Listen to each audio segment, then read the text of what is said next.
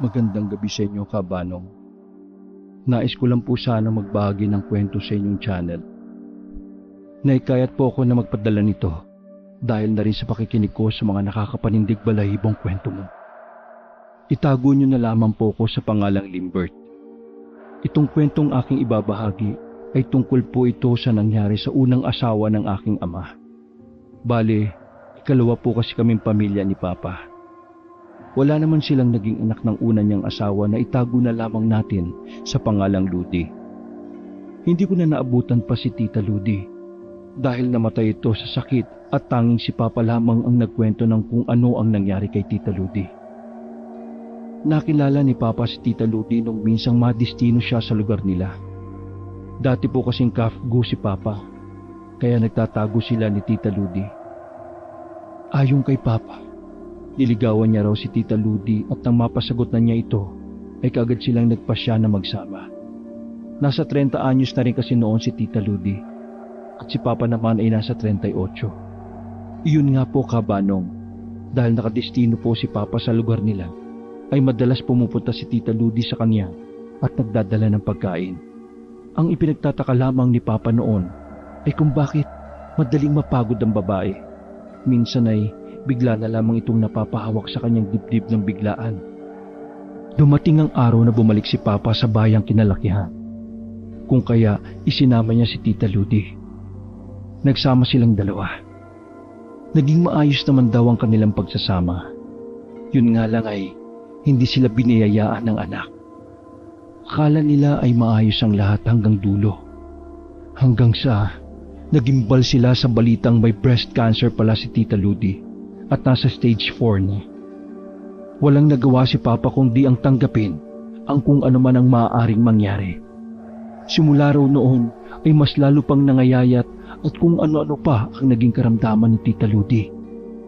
Dahil sa nangyari kay Tita Ludi, ay nagpasya na si Papa na magpagawa na ng kubo sa gitna ng bukirin nila para raw makalanghap ng sariwang hangin si Tita. Ang kubong yun ang nagsilbi nilang pahingahan. Dahil sa sitwasyon ni Tita, ay minabuti ni Papa na magbitaw na lamang sa tungkulin niya. Isang gabi noon, napagpasyahan nilang dalawa na sa kubo magpalipas ng gabi. Dahil maalinsangan ng panahon, ay minabuti nila na buksan na lamang ang bintana. Mga nasa 7:00 na yun ng gabi. Habang nakahiga at nag-uusap, ay bigla silang natahimik. Nagmatsyag sila sa kanilang paligid dahil may ingay silang narinig. Kala ni Papa ay ibon yun, subalit habang lumalaon ay mas naging mahina ang huni ng nasabing ibon na parang papalapit ng papalapit sa kanila. Noon lang din natanto ni na Papa na tiktik pala ang umuhuning yun. Napakapit si Tita Ludi sa kanya dahil sa takot, kung kaya't niyapos niya ito. Ilang sandali pa ay nakarinig sila ng mga ingay sa paligid na parang may tumatakbo ng mabilis sa kanilang paligid. Sinundan niyo ng mga pagkaluskos sa dingding ng kanilang kubo. Dahil nakabukas ang bintana at nakasabit sa dingding ang itak ni Papa, ay kaagad siyang tumayo at saka isinara yon. Kinuha niya rin ang itak niya at kaagad na bumalik sa tabi ni Tita Ludi. Ang mga kaluskos na yon ay mas lumala pa, kung kaya't nagmura na si Papa ng mga sandaling yon. Malas! Kung hindi ko lang naiwan sa bahay yung baril ko! Bulalas ni Papa. Tumayo siya at saka hinawakan ng itak habang nakatitig sa dingding kung saan banda mayroon kumakaluskos. Aswang! Umalis ka na! Bago pa kita tagayin! Sigaw ni Papa. Sa halip na matinag, ay tila mas naging agresibo pa ang aswang. Mas lumakas kasi ang kaluskos na ginagawa niya at parang balak na sirain ang dingding ng kubo nila. Nataranta dahil doon si Tita Ludi at nanginig dahil sa takot. Sa kadahilanang yon ay walang takot na lumabas ng kubo si Papa at saka nilibot ang 4 na sulok ng kubo para hanapin ang aswang. Aswang! Nasaan ka? Magpakita ka't malaman mo kung anong hinahanap mo! Sigaw ni Papa sa labas ng kubo. Nawala kasi bigla ang kaluskos at hindi rin alam ni Papa kung saan nagpunta ang aswang. Akmang papasok na sana ang aking ama sa loob ng kubo, subalit napatingala siya sa kalangitan. May narinig kasi siyang pagaspas ng pakpak na mula sa dambuhal ng ibon. Madilim ang paligid ng mga panahong yon dahil walang buwan kung kaya't hindi niya makita kung ano talaga ang nasa himpapawid. Nagulat na lamang si Papa nang biglang lumakas ang hangin at mula sa itaas ay may kung anong dadagit sana sa kanya. Mabuti na lamang at bigla siyang napaupo kung kaya't nakailag siya roon. Nagpalinga-linga si Papa habang nakatingala dahil wala siyang ideya kung ano ang humagip sana sa kanya. Ilang segundo siyang nagmatsyag sa paligid hanggang sa may bigla na namang dadagit sana sa kanya. Dahil sa gulat ni Papa ay napalumpasay siya sa lupa. Noon lang din siya nakaramdam ng takot sa aswang. At ayon pa kay Papa ay parang nanghina siya nang makita kung ano talaga ang nilalang na yon. Ayon kay Papa ay mahigit 1 dipa ang lapad ng pakpak ng nasabing nilalang at nagbabaga ang mga mata noon. Sa maikling panahon ay napanghinaan ng loob si Papa kung kaya't dali-dali siyang pumasok sa loob ng kubo nila. Napatanong si Tita Ludi sa kanya kung ano ang nangyari pero hindi na lamang niya sinabi pa yon. Ang tanging ginawa ni Papa ay sinigurong hindi mabubuksan ang kanilang bintana at pintuan. Mabuti na lamang daw at hindi na bumalik pa ng gabing yon ng aswang kung kaya't nakatulog silang dalawa ni Tita Ludi. Akala nila ay hindi na masusundan pa ang karanasan nila sa aswang ng gabing yon. Pero mali sila ng pag-aakala. Yun pa lamang pala ang simula ng lahat. Dahil sa nangyari ay minabuti ni Papa na sa bahay na nila mismo sila matulog. Mas ligtas daw kasi si Tita sa bahay kumpara sa kubong nasa gitna ng bukirin. Yun nga po kabanong, akala nila ay hindi sila masusundan ng aswang. Pero taliwas yun sa paniniwala nila. Dahil mula ng mga araw na yon, gabi-gabi ay may umaaligid na sa bahay nila ng mga tiktik. Isang gabi, medyo mahina na si Tita Ludi kung kaya't si Papa ang naganda na kanilang mahihiga ang banig. Habang naghahanda si Papa at nakatutok sa paglalatag ng banig, ay napasigaw naman ng malakas si Tita Ludi.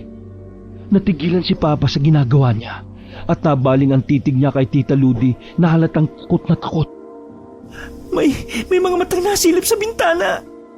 Pautal na wika ni Tita. Dahil sa winika ni Tita Ludi ay nilapitan ni Papa ang bintana. Subalit wala naman siyang nakita na kung ano roon. Bumalik siya kay Tita at sinabing wala namang nakasilip. Pero pinagpipilitan talaga niyang may nakasilip daw bago pumunta si Papa doon. Nagbabaga pa nga raw ang mga mata. Dahil naging balisa si Tita Ludi ay pinakalma siya ng aking ama. Nang medyo kumalma na si Tita ay nagpasya silang mahiga. Saktong pagkahiga nila ay may kung anong lumapag sa bubungan ng bahay nila. Sinundan yun ng mabilis na mga paghuni ng tiktik na parang paikot-ikot sa kanilang bahay. Ayaw talagang tumigil ang mga aswang na yun Bumangon si Papa at saka inabot ang baril niyang nakatago sa likod ng aparador nila. Kinuha rin niya ang dibateryang flashlight niya. Inawat siya ni Tita Ludi pero hindi nakinig si Papa. Dali-dali siyang lumabas sa kanilang silid at hindi pa man daw siya nakakalabas ng bahay nila ay nagsimula ng kumaluskos ang kung anumang nilalang sa kanilang bubong.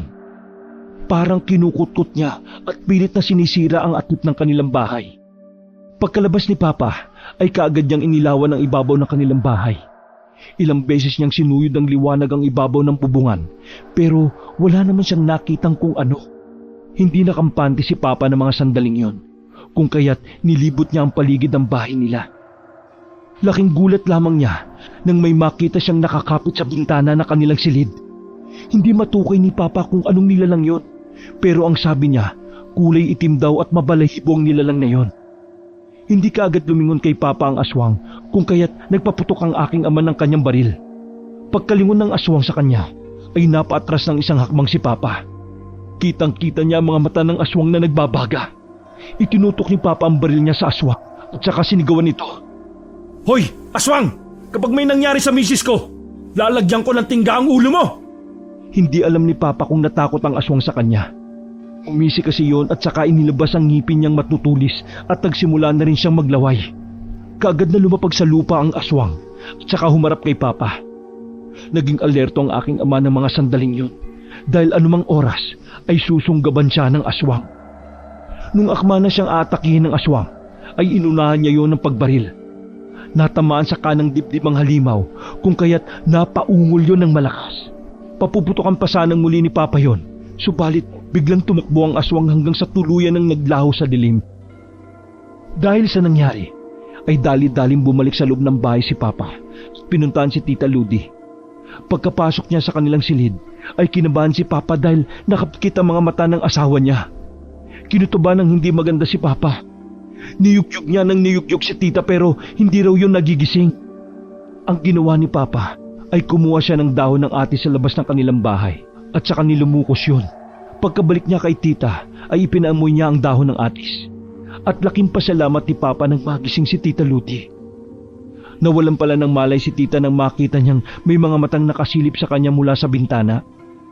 Sinabi ni Papa na wala na ang aswang at natamaan niya yon ng paputukan niya.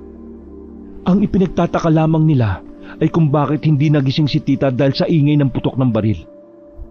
Ayon kay Papa ay duda siyang baka nasa buwangan si Tita kaya hindi man lang nagising sa ganoong ingay. Hindi nagawang matulog ni Papa ng gabing yon. Minabuti niyang bantayan si Tita dahil baka muli silang balikan ng aswang.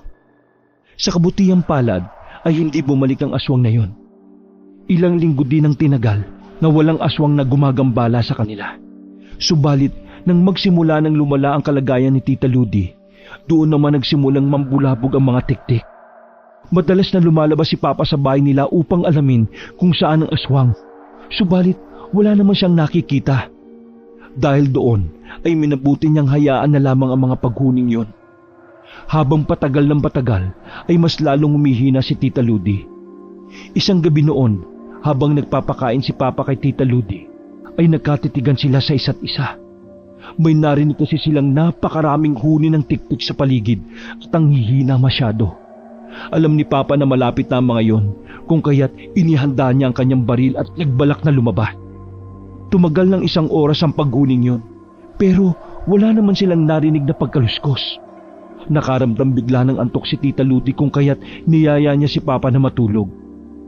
Dahil pagod naman ang aking ama, pumayag siya at tumabi kay Tita Ludi.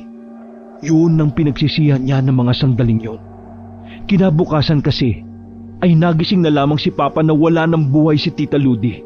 Marami ang haka-haka na dahan-dahang pinatos ng aswang ang katawan ng dating asawa ni Papa. At nang gabing maraming aswang sa paligid nila, ay nagdiwang ang mga aswang dahil sa may makukuha na naman silang katawan na pwede nilang pagpestahan. Ayon pa kay Papa, kung nalaman niya sana ng maaga ang kalagayan ni Tita, ay naipagamot niya kagad yun. Subalit tinago lamang daw sa kanya yun ni Tita at nalaman na lamang niya nang magsimulang manghina ang babae dahil nagpakonsulta sila sa doktor. Wakas.